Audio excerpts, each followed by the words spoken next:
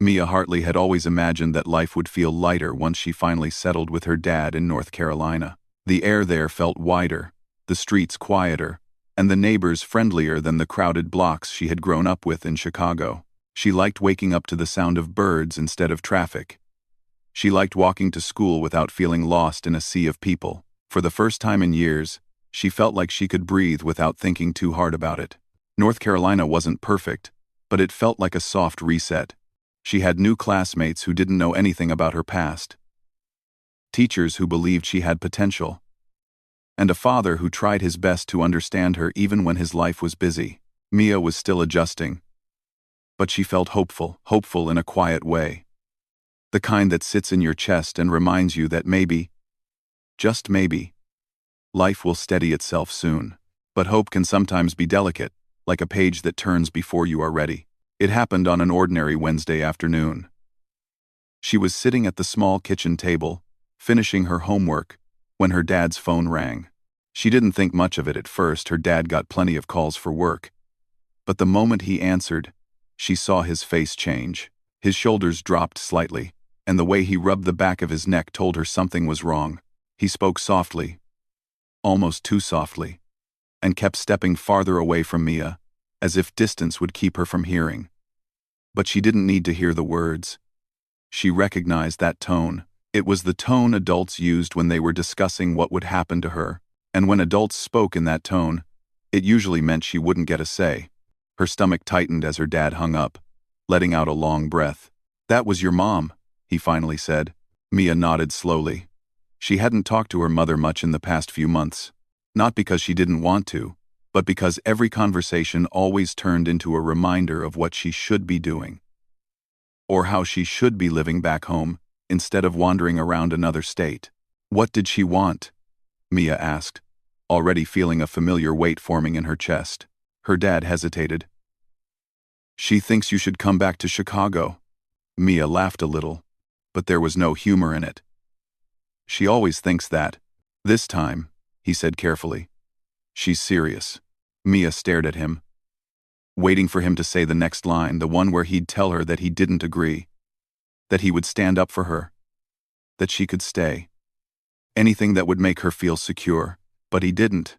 He kept looking at her with sad, apologetic eyes.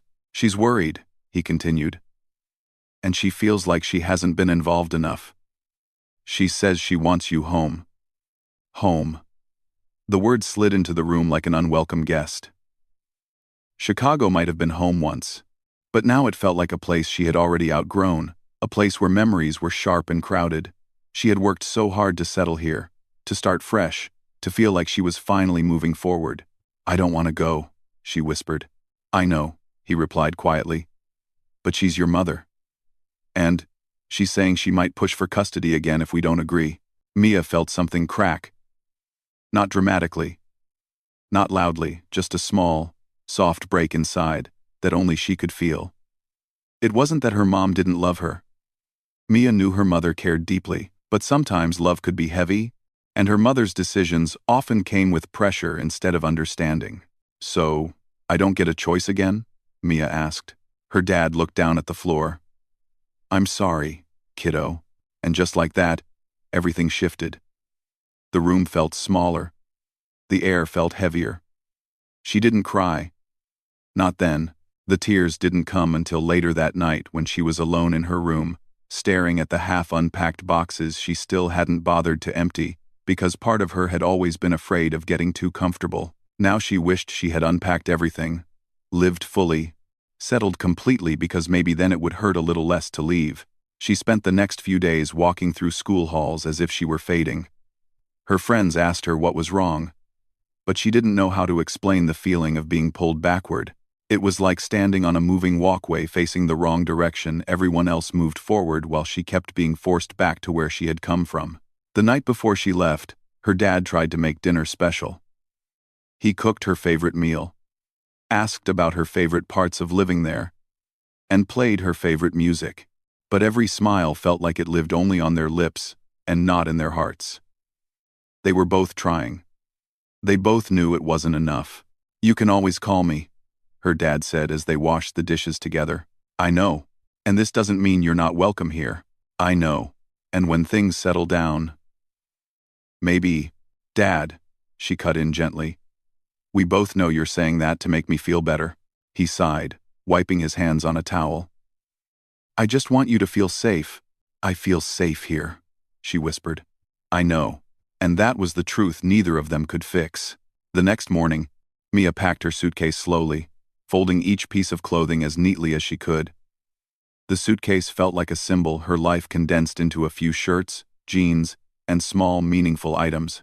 She wished she could pack the quiet mornings, the peaceful walks, the fresh sense of possibility, but some things didn't fit into luggage. The drive to the bus station was quiet at first. Mia watched the trees pass by, memorizing everything, the signs, the houses, the shape of the clouds. She didn't want to forget any of it. Her dad kept glancing at her, trying to say something comforting but not knowing what words would help. When they finally reached the station, Mia felt the moment pressing on her chest. People waited in lines, dragging bags, greeting loved ones, or saying long goodbyes. She stood beside her dad, trying to hold herself steady. I'm not doing this because I want to, he said softly. I'm doing it because I have to. I know, she replied, and she meant it. He hugged her tightly, longer than he ever had before. She closed her eyes and tried to hold on to the warmth of that moment, wishing she could stay wrapped in it forever. When the bus arrived, Mia climbed on with slow steps. She took a seat by the window and pressed her forehead against the glass. Her dad lifted a hand to wave. She waved back, feeling the distance stretch immediately long before the bus even moved. As the bus pulled away, she watched the image of her dad blur and shrink until he was only a figure among other figures, then a shape, then a memory. The road ahead led straight back to Chicago, straight back to familiar streets she no longer felt connected to. She tried to picture what it would feel like to return. She wasn't excited. She wasn't ready. But the road didn't wait for readiness. Hours later, as the bus rolled into the city, the skyline rose like a reminder of everything she had left behind. Streets she once knew now felt strange. People she once saw every day now felt like shadows from a previous chapter. Stepping off the bus, she inhaled the familiar Chicago air. It didn't smell the same as North Carolina. It felt heavier, older, and as she stood there, suitcase in hand, she realized something that sent a small ache through her chest. She had moved back not because she wanted to, not because she chose to, but because life had pulled her backward again. But even in that moment, deep down, she hoped that one day she would get to choose her direction. One day she would move forward. Not because someone told her to, but because she decided it was time. Mia had been back in Chicago for almost 6 months, yet every morning she still felt like she was waking up in the wrong place. Her mother tried to make things feel normal, cleaning the house more often, cooking Mia's favorite dishes, and checking on her homework, even when Mia didn't ask. But no matter how hard her mother tried, something inside Mia stayed unsettled, like a book left open in the middle of a chapter. Chicago was busy, loud, and full of familiar corners. But familiarity wasn't always comfort. Mia walked down the same sidewalks she had walked years before, past the same stores she used to visit, past the same buildings she once knew by heart. Nothing looked different, but she felt different.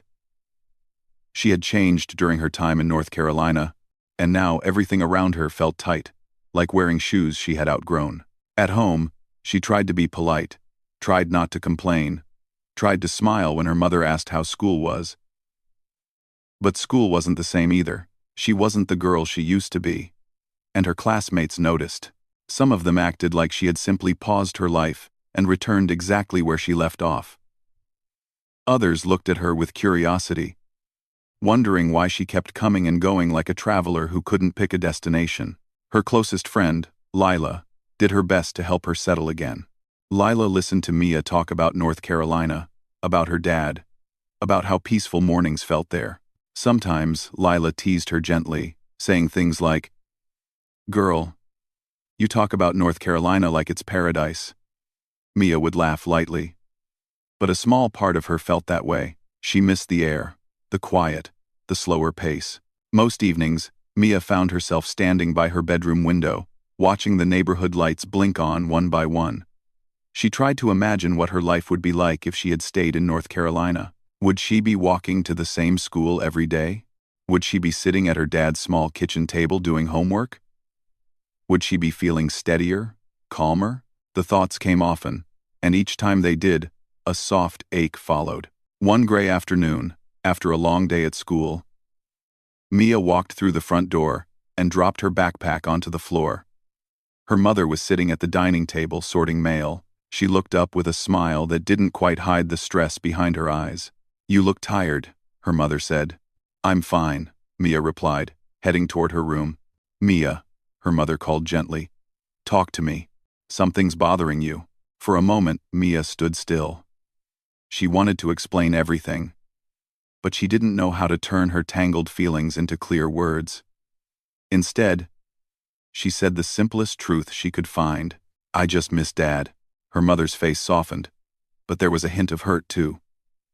"I know you do, but I'm trying my best here."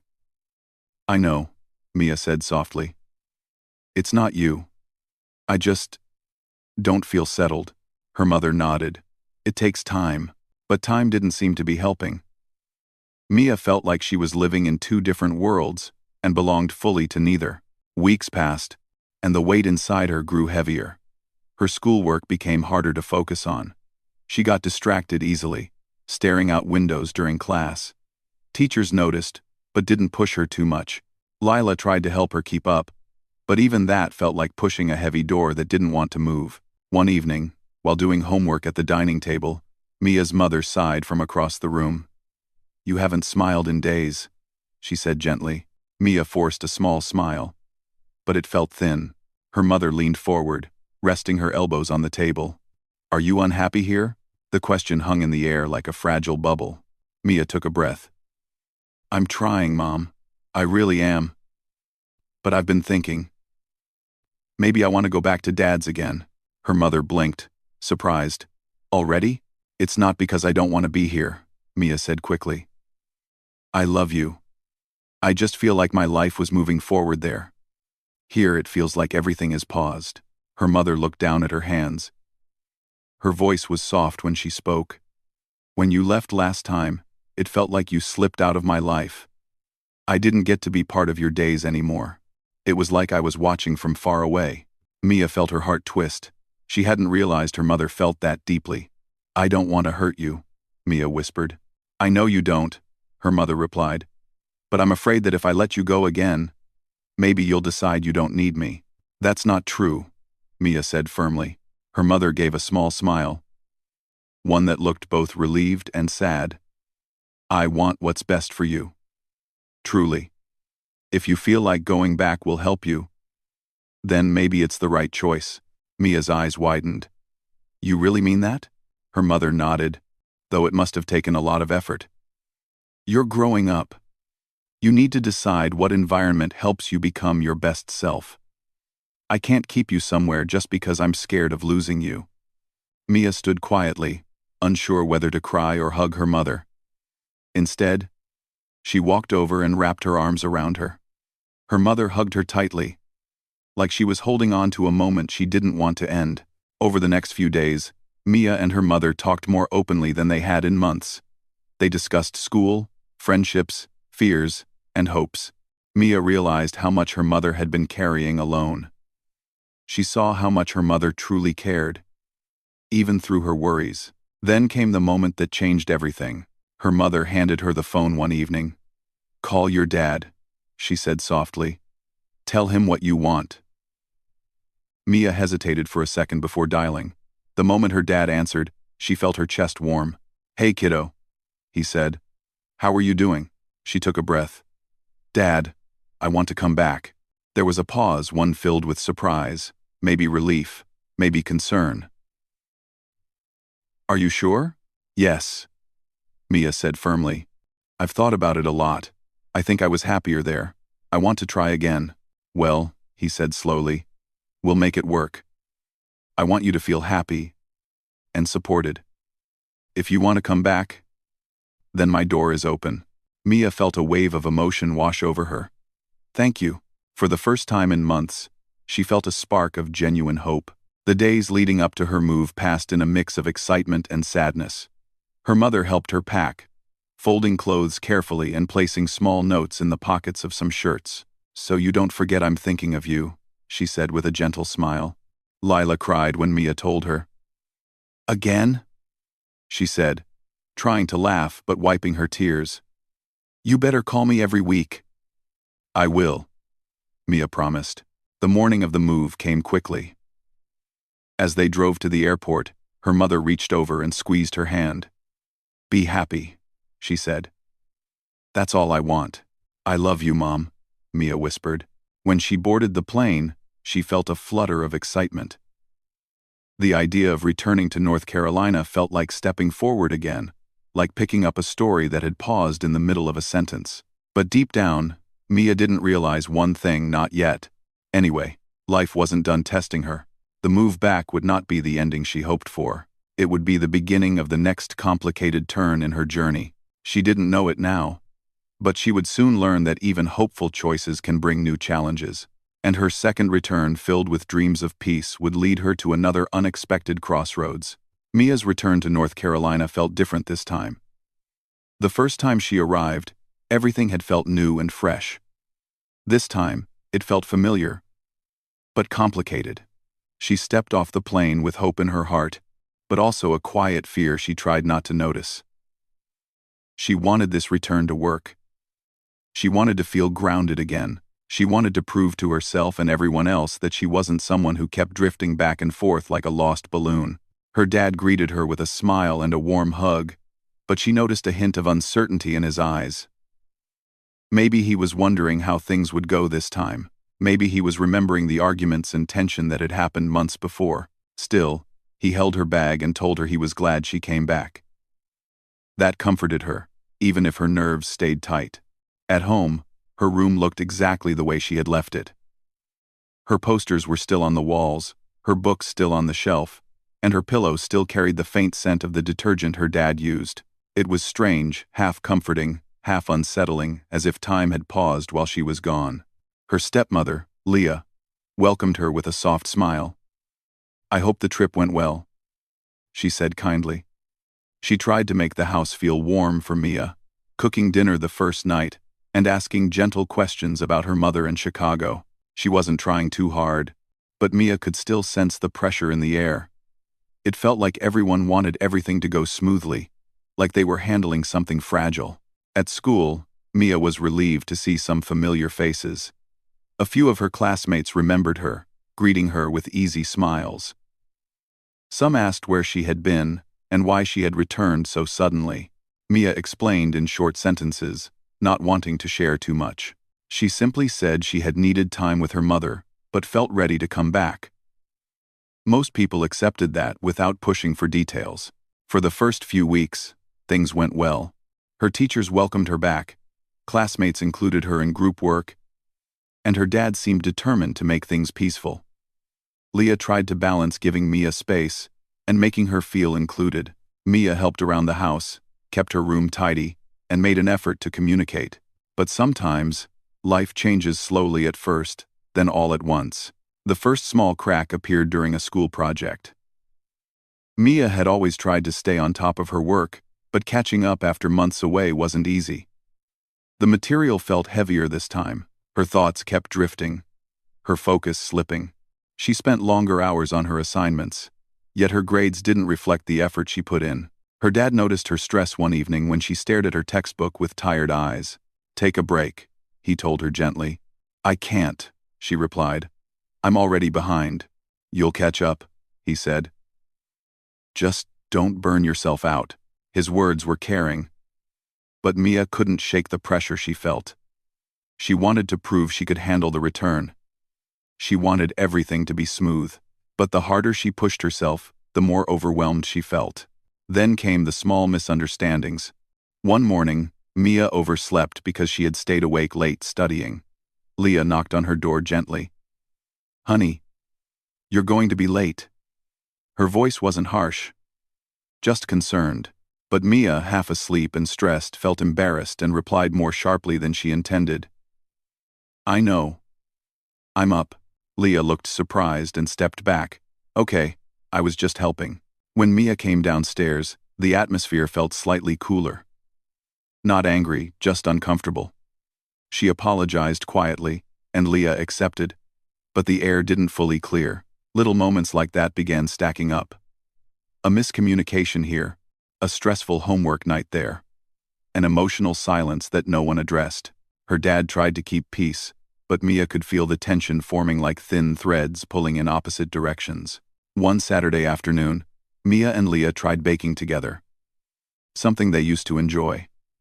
At first, it went well. They mixed ingredients, shared small jokes, and worked without awkwardness.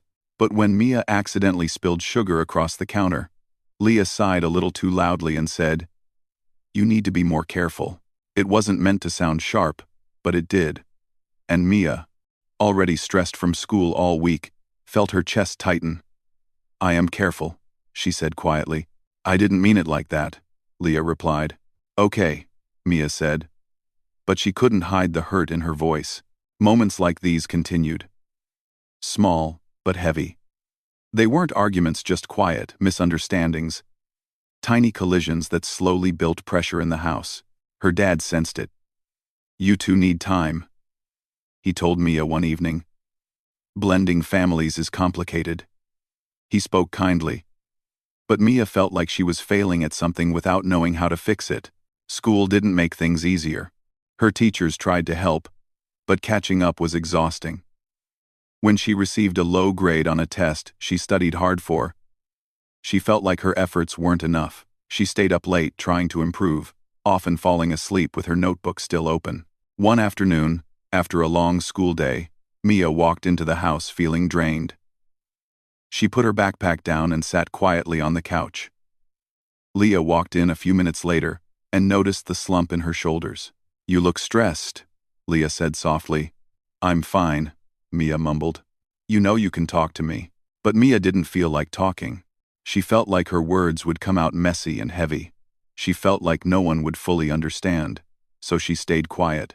Silence settled between them, delicate and uncomfortable. Days passed, and the pressure grew. Mia and Leah still cared about each other, but their communication kept slipping. Her dad tried to keep things positive, but even he seemed unsure of how to help. Then came the day everything tipped. It wasn't a dramatic moment. It wasn't loud or chaotic. It was simple and quiet, almost too quiet. Mia came home from school after receiving her second low grade in a row. She tried to hide it, but her disappointment was written on her face. Leah noticed and asked what happened. Mia didn't want to talk. She felt embarrassed, fragile. "It's nothing," she said. "Mia, this isn't nothing. You've been distracted. Is something wrong?" Her stepmother's voice was calm, but firm. "I said I'm fine," Mia replied, louder than she intended. The room fell silent. Her dad walked in just as the tension thickened. He looked from Leah to Mia, sensing the mood immediately. "What's going on?" he asked. "Nothing," Mia said quickly. Leah sighed. "She's been stressed, and I'm trying to help, but—" "I don't need help," Mia blurted, her voice cracking with emotion. Her dad paused. His face softened, but she saw something else. Something that made her chest tighten with fear. It wasn't anger. It was worry. Deep, tired worry. "Mia," he said gently, "if things are this hard, maybe we should think about what environment works best for you." The words hit her like a soft blow. "No," she whispered. "I don't want to go back again. We just want you to be stable," Leah said carefully. "You've been through so much change." "I know," Mia replied, tears forming. "But leaving again isn't the answer." Her dad rubbed his forehead. "I don't want to give up, but I also don't want you struggling like this." Mia felt her heart sink. She knew he meant well. She knew he wasn't trying to push her away. But it still felt like rejection. Like another reminder that she didn't quite fit anywhere. The next day, at school, things only grew heavier. A misunderstanding with a classmate during a group activity left her feeling embarrassed. She wasn't in trouble, but she felt overwhelmed. The teacher gently suggested she take a break and catch her breath. But Mia felt like everything was piling up. School pressure, home tension, the fear of another move, the frustration of not being able to express herself clearly. It was all too much. When she got home that day, her dad was waiting. His face was calm but serious. "We need to talk," he said softly. And as he spoke carefully, gently, Mia felt the truth settle inside her. Her second return wasn't working. Not because she wasn't trying. Not because her family didn't love her. But because something inside her was still unsettled. Still searching. Still aching for a place where she could grow without pressure pulling her in different directions. What she didn't know was that this conversation would lead to her third move back. And this one would hit her harder than any move before. Mia felt the shift happening long before anyone said the words out loud. Her home in North Carolina had begun to feel quieter. Not in a peaceful way, but in a careful way. People spoke softly, walked gently, and approached her like she was holding too much inside. And maybe she was. She just didn't know how to let any of it out. Her dad tried to keep things normal. He asked about school, checked on her homework, and encouraged her to rest when she seemed stressed. Leah tried too. She offered to study with Mia, cooked meals she thought Mia liked, and left little notes on her desk saying things like, "You're doing great, don't give up." Those notes should have helped, and sometimes they did. But Mia felt a strange pressure from them too. She felt like she had to prove she was okay, even when she wasn't.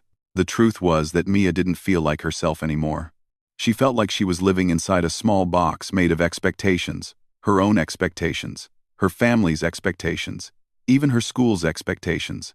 Every day she tried to stretch inside that box, but there was no space. And the more she tried to fit, the more she felt like she was shrinking. One evening, after finishing her homework, Mia sat on the edge of her bed and stared at her hands. She felt tired in a way sleep couldn't fix. She didn't want to disappoint her dad or Leah, but she also didn't know how to keep pretending everything was fine. She wanted to speak. She wanted to say everything she felt, how confused she was, how lost she felt, how afraid she was of being moved again. But the words stayed stuck inside her like they were caught behind a closed door. The next day at school, things felt heavier than usual.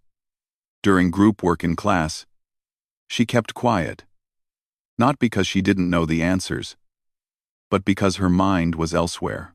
She watched her classmates laugh, talk, and work naturally, and she wondered why everything felt so difficult only for her. She tried joining conversations, but she always felt like she was a half-second behind, as if her emotions were slowing her down. When she got home that afternoon, Leah noticed her expression right away. "Tough day?" she asked. Mia nodded slightly. "It was okay," she said, even though it wasn't. Leah hesitated before speaking again. "You know, you don't have to hide your feelings.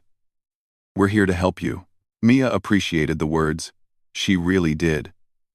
But hearing them somehow made her chest feel tighter. She managed a small smile, then went to her room. She wasn't trying to push anyone away, she was just trying to keep herself from falling apart. That evening, her dad knocked on her door. "Can we talk for a bit?" he asked, stepping inside. Mia nodded, closing her notebook. "I've been thinking a lot," he began. "We all want you to feel supported here. But you've seemed overwhelmed lately. Not just with school, but in general." Mia felt her throat tighten. She didn't want to cry again, especially not now. "I'm okay," she whispered. Her dad shook his head gently. "You don't have to be okay all the time." The room went quiet. Not uncomfortable, just heavy. Then he continued softly, "Leah and I have been talking, and we want to know what you think would help you feel more stable.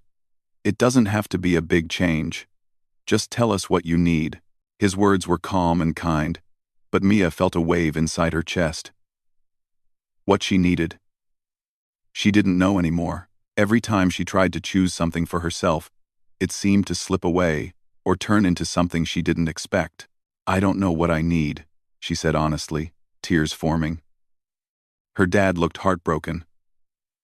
"You're not in the way. You are never in the way." But Mia shook her head. Then why do I feel like no matter where I live, someone ends up unhappy? When I'm with Mom, she feels left out. When I'm here, I feel like everything gets harder for everyone. That's not true, he said gently. But Mia's tears had already begun to fall. Her dad pulled her into a hug, holding her like he wished he could fix everything with one embrace. Mia held onto him, letting herself cry softly. She didn't make any loud sound, just quiet tears that came from months of confusion and pressure. A few days later, Leah sat with Mia at the dining table while her dad stepped into the other room to take a phone call. The house was quiet, except for the sound of a clock ticking on the wall. Mia, Leah said carefully, do you ever feel like we expect too much from you? Mia looked up, surprised. Sometimes, she admitted. But I know you're both trying. We are, Leah said gently. But sometimes trying too hard can make things even harder. And sometimes I worry that you feel like you don't belong here. Mia blinked. She hadn't expected Leah to say it out loud. It's not that I don't belong, Mia said slowly. It's just, I don't feel settled anywhere. Leah sighed softly. I can imagine how exhausting that must feel. Mia felt grateful for the understanding in her voice. But she also felt something she hadn't noticed before, a quiet realization forming inside her chest. She had moved twice already. Once back to Chicago, and once back to North Carolina. Each move had been someone else's decision, or a decision made under pressure. Not once had she made a choice fully on her own. Maybe that was the problem. Maybe she had never been given the space to decide what she wanted without fear of disappointing someone. As days turned into weeks, the atmosphere slowly became more difficult. Not angry or cold, just tense. Like everyone was waiting for something to shift. Mia noticed how carefully her dad spoke around her. She noticed how Leah checked her mood before saying anything. She noticed how her teachers sent her gentle reminders instead of normal ones. She felt like the world was adjusting itself to make space for her feelings, which only made her feel smaller. Then came the moment that changed everything. One Friday after school, Mia received a note from a teacher suggesting that she consider speaking with the school counselor to help manage stress. It wasn't meant to be negative, but Mia felt embarrassed. She felt like she was failing at something other students found easy. She walked home slowly, the note feeling heavier in her pocket with every step. When she got home, her dad saw her expression and immediately asked what was wrong. She tried to hide it, but tears filled her eyes. I'm trying so hard, she whispered, but everything feels too heavy. Her dad listened quietly, his face full of concern. I don't want to go back again, she cried softly, but I feel like I'm making things complicated for everyone. He sat beside her, placing a gentle hand on her shoulder. Mia, he said in a steady voice, you're not a burden. You're not a problem. But I also see how much you're hurting. Maybe another short break in Chicago could help you reset, just temporarily, until you feel steady again. His words were calm, practical, caring, but to Mia, they felt like the softest heartbreak. She knew he meant well. She knew he wasn't trying to send her away. But all she heard was, maybe you should go back. Just like that. The decision slowly formed. Not in anger, not in frustration, but in quiet acceptance. A week later, the arrangements were made. Her mother agreed. Her dad hesitated but eventually supported the plan. Leah hugged her gently, saying, we're not losing you. This is just a pause. But to Mia, this third move felt different. It felt like the world was pushing her backward again, even though she wasn't sure what she had done wrong. And for the first time, when she boarded the plane back to Chicago, she didn't feel hopeful or excited or relieved. She felt like she was breaking in ways she couldn't explain. She wasn't being sent back out of anger. She wasn't leaving because she wanted to. She was leaving because she didn't know how to stay. And as the plane lifted into the sky, she wondered quietly to herself, would she ever truly belong anywhere? Mia didn't look out the plane window much during her third return to Chicago. The sky outside was bright and open, but her thoughts felt heavy and closed. She leaned her head back, closed her eyes, and tried not to think about the strange feeling inside her chest. It wasn't anger. It wasn't sadness. It was something quieter, like a mix of tiredness and acceptance, as if she had finally run out of ways to fight the things she couldn't control. When she landed in Chicago, her mother was waiting for her with open arms. "I missed you so much," her mother said as she pulled her close. Her voice was soft and warm, but Mia felt her heart sink instead of rise.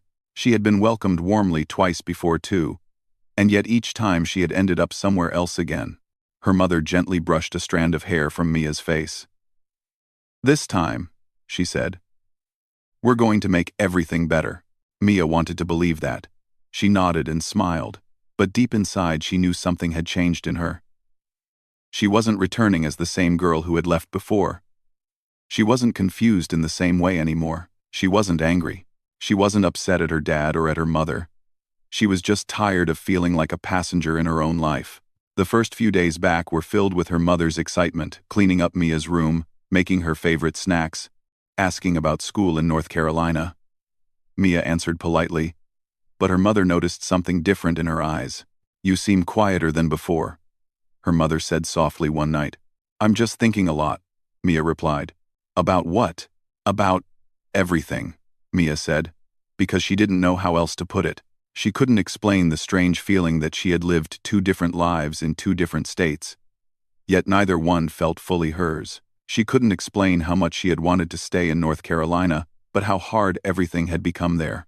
She couldn't explain how guilty she felt for making her parents worry, no matter where she lived. Her mother hugged her gently. "You don't have to rush anything," she whispered. "Take your time." So Mia tried. She returned to school in Chicago again. Her teachers welcomed her back with polite smiles, her classmates with curious looks. Lila hugged her tightly, almost lifting her off the ground. "You're back again." Lila laughed, almost tearful. "You better stay this time." "I don't know what I'm going to do," Mia admitted honestly. Lila's smile softened. "Well, then I'll stay with you until you figure it out." Mia appreciated those words more than she could say. She spent the next few weeks trying to rebuild her routines. She focused on her classes, helped her mother around the house, and spent afternoons walking around the neighborhood. Chicago was busy and loud, but there were moments when she noticed things she had forgotten. The kindness of the shopkeeper who always greeted her, the quiet park near her school, the cool breeze off the lake. Slowly, something inside her began to shift. Not a sudden change, not a big moment, just little realizations building quietly inside her. One evening, Mia sat at her window with a notebook. She didn't write much, just small sentences, short thoughts. "I want to feel stable. I want to stop moving back and forth. I want to choose my own direction." It was the first time she wrote those thoughts down, and seeing them on paper made them feel real. As days passed, her mother noticed Mia writing more lists, reflections, plans. "You're thinking about your future?" she asked one afternoon. "Yes," Mia answered softly. "And what does your future look like?" Mia hesitated. She didn't want to say it wrong. She didn't want to make another choice that would hurt someone. "I want to be somewhere I choose," she said finally. Her mother nodded slowly, understanding. "And do you know where that place is?" "Not yet," Mia admitted, "but I want to find out."